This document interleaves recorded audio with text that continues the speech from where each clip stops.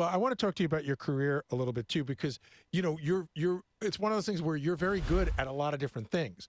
I know you had a career as or maybe still have a career as a cartoonist. I've done a little. I've dabbled in cartooning. I've never enough to make a living out of it. But enough to get suspended in high school, correct?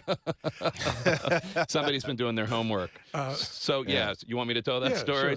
Al Jaffe was this great cartoonist with Mad Magazine, subversive, and there would be like a picture and writing, and then you would fold it in instead of folding it out, and it would create some other image and it would be some commentary on something. So my friends and I, we were out for Chinese food one time in high school. I think we might have been cutting school, and we were talking about Mad Magazine fold-ins, and some of the members of the yearbook staff were there. This is when we were seniors, and we talked about maybe we should do a fold-in. So I devised a fold-in because I was the cartoonist and the chief delinquent among this gang, and and we got it into the yearbook. It was a full-page ad, and it was the 40th year of the school, the 40th anniversary of the school. So I drew a big 40th year with balloons and this, and and we made up a family. I went to a Jewish school, like religious school.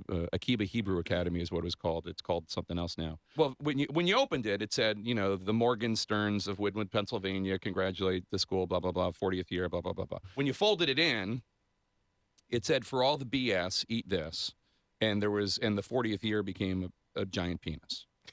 And the balloons became testicles, and it was, and we made it to graduation day without anyone figuring it out.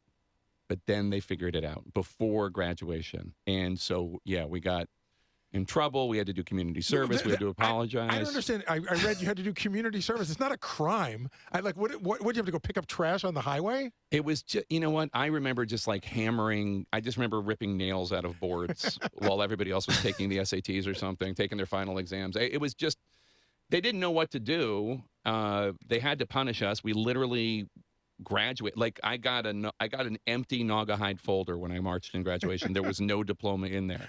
I had to come back. We had to write this apology letter. It actually, and then we wrote, one of the teachers who we loved, I don't want to get him in trouble, but his name was Steve. And Steve came in when we were writing the apology letter because he knew that For All the BS Eat This was not aimed at him. I don't even know who it was aimed at. I don't know what we were rebelling against, but he said, don't apologize for anything you don't want to apologize for.